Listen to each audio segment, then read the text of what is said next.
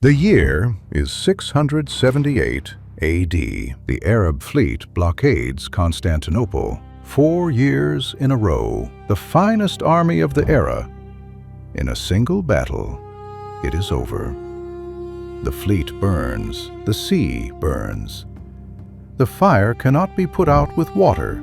The weapon that did this has never been recreated. Modern chemistry has not reproduced it to this day, and this is only one of 8 weapons in your arsenal. You are a Byzantine warrior. This is your full combat kit, from what you throw beneath the enemy's feet to the fire that burns on water.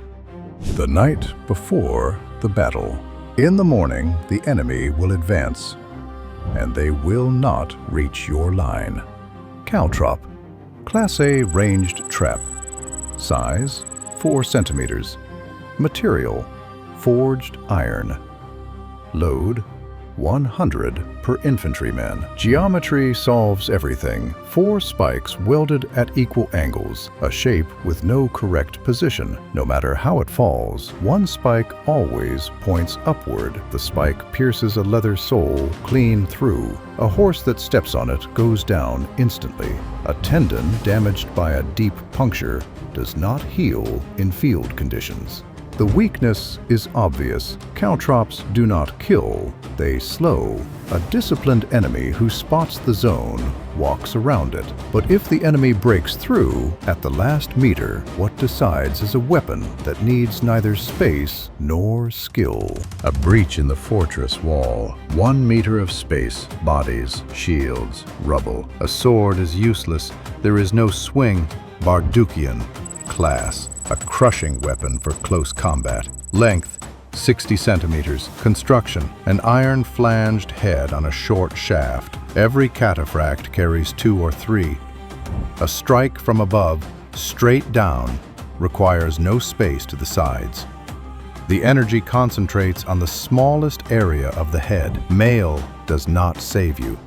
It is built for cuts and thrusts. Against blunt force, it is useless. Bone breaks. Internal organs are damaged by the shockwave through the armor. In the tactics of Nikephoros II Phocas, cataphracts attack the enemy not with the Kontarion, but with the mace. The first 4 ranks of the formation are mace cataphracts, who break through infantry after the volley of arrows. The mace is the Empire's main shock weapon of cavalry. Its weakness is speed. 1 miss, and an opponent with a Spathion will strike 3 times. At arm's length, what comes into play is what Byzantium inherited from Rome. Spathion, the direct descendant of the Roman blade, carried through 6 centuries of war. Spathion. Class, a straight double-edged sword. Blade length, 80 centimeters. Weight, just over 1 kilogram. Material, carbon steel, worn on a baldric across the shoulder, almost 1.5 times longer than the Roman gladius. A solution for new tactics. Byzantine infantry fights in looser formation. Cavalry plays a key role. One sword must work both in the line and from the saddle. Carbon steel gives a combination of hardness and resilience that earlier iron could not match. A good Spathion withstands hundreds of strikes against shield and armor without significant deformation, but it has a limit. The heavy plate armor of the Persians, the Arabs, and later the Seljuks is built to deflect a straight thrust. The point slides off. Byzantium watches its enemies, studies their blades, draws conclusions. One of those conclusions hangs at your second belt. Paramerion, a borrowing turned into an instrument. Paramerion. Class, a curved, single-edged sword. Blade length, 80 centimeters. Curve, 20 degrees from straight, worn horizontally along the thigh. The name itself, Parameros, literally means along the thigh. It describes not the weapon, but the way it is carried. The curve of the blade changes the physics of the strike. A straight sword chops. 1 moment of contact. A curved blade pulls along the target. The edge slides across the surface, turning the strike into a cutting motion. The same arm force creates a longer and deeper wound. In mounted combat, you have less than a second to strike.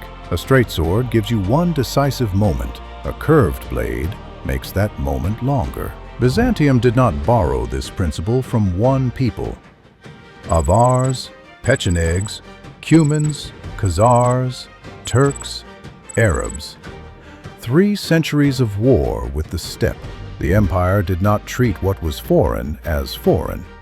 It took, reworked, and placed in its own arsenal. The Paramerion makes a second of mounted combat deadly. But there was a strike that happened even earlier. The Kontarion, not a spear in the ordinary sense, a battering ram you hold in your hands. The Kontarion, class, heavy cavalry lance, length 3 meters, grip with both hands or tucked under the arm. Carrier, the cataphract. Now let us calculate what goes into a single strike. A cataphract was a Byzantine heavy cavalryman in full armor, mail or lamellar cuirass, helmet, greaves, arm guards. The full kit weighed around 120 kilograms. Beneath him was a horse, also armored. Metal barding across the chest and sides. A chamfron over the head, 500 kilograms. 620 kilograms of total mass. Attack speed, around 40 kilometers per hour. All of that kinetic energy concentrated into one iron tip, only a few square centimeters wide. Until the end of the 10th century, the Kontarion was held with an overhand grip, like an ancient spear. The couched lance technique, bracing the weapon under the arm with support from the stirrup, came to Byzantium only in the later period. This weapon came before the classic European knightly charge. No shield could truly withstand it. No mail armor could fully protect against it. Byzantine sources describe a formation of cataphracts as a wall that moves and kills. It had one weakness. The Kontarion only worked in contact. The next weapon kills earlier, much earlier. The Toxotai were Byzantine-mounted archers. Their weapon could kill you from 200 meters away before you even had time to raise your shield. The Toxon, class, projectile weapon, length 120 centimeters, material, wood, horn, and sinew, glued into a 3-layer structure, draw weight, from 60 to 120 pounds, quiver, 34 arrows. The Byzantine bow was the heir of the Hunnic model. The Strategicon of Maurice, written in the 6th century, directly instructed cavalrymen to keep their bows in leather cases to protect them from moisture. The glue binding the sinew lost strength in damp conditions. 3 layers worked against each other. The wood held the shape. The horn on the inner side compressed during the draw. The sinew on the outer side stretched. Together, they stored energy that simple wood could never produce. The tactic was simple and devastating. Approach, release a volley, withdraw, again, again, again, until the enemy heavy infantry began to break apart. Then came the Kontarion. The bow exhausted the enemy. The lance finished him. This was Byzantine military doctrine in one sentence. Kill the enemy at range before he reaches the range where he can kill you. But we have not reached the most terrifying weapons yet. The next 2 are no longer just war. Most people know Greek fire as a weapon of the Byzantine fleet. Few know that in your arsenal there was also a portable version, the Cheirosiphon. Class, handheld flamethrower, device length 70 centimeters. Construction, bronze pump, brazier for heating the mixture, rotating nozzle. Crew, 2 people, range 15 meters. It is described in the Tactica of Leo VI and in the Poliorketica of Hero of Byzantium, 2 military treatises from the 10th century. Modern reconstruction experiments confirm flame temperatures above 1,000 degrees. In the open field, the range was short, a serious drawback. But in a breach in a fortress wall, in a narrow corridor, or at the gate, it was more than enough. One blast could clear a breach of attacking infantry. Not because every soldier was killed, because those who saw it ran.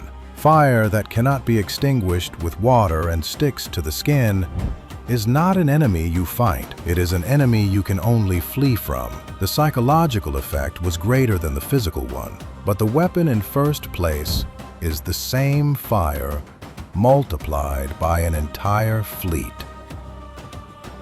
The year 678, the same scene we began with. Greek fire. Class: naval incendiary weapon. Platform: a ship-mounted siphon on the bow of a dromon. Properties: burns on water, sticks to surfaces, cannot be extinguished with water. Status: the formula has never been fully reproduced. Its inventor was Kallinikos of Heliopolis, a Syrian engineer who fled the Arab conquest of his native city. He brought the formula to Emperor Constantine IV in the year 672. 6 years later came its first combat use. 3 properties made it unlike anything else in military history. It burned on water, it stuck to any surface, it could not be extinguished with water, only with sand or vinegar. In a naval battle, there was neither. Byzantium used it against 3 major threats: the first Arab siege in the year 678, the second siege in 717 to 718, and the fleet of Prince Igor of Rus in 941. Chronicles describe Russian warriors jumping into the water, preferring to drown rather than burn. The formula was guarded as the empire's greatest state secret. The knowledge was divided between specialists. Some knew the composition. Others knew the construction of the siphon. Others knew how to heat it and apply pressure. When the last keepers died, the formula died with them. It is the only weapon in history whose secret was lost forever. This is your arsenal.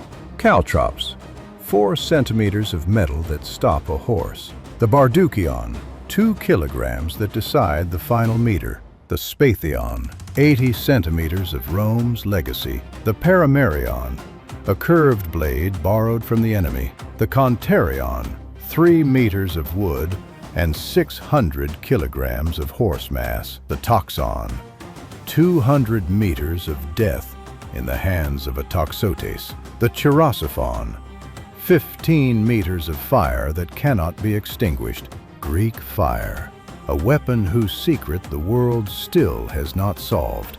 Byzantium lived for 11 centuries, longer than Rome, longer than the Ottomans, longer than any other European power in history. Not because its warriors were invincible. They lost battles, they lost provinces, they retreated and returned, but because every weapon in their hands performed a specific, precise, measurable task.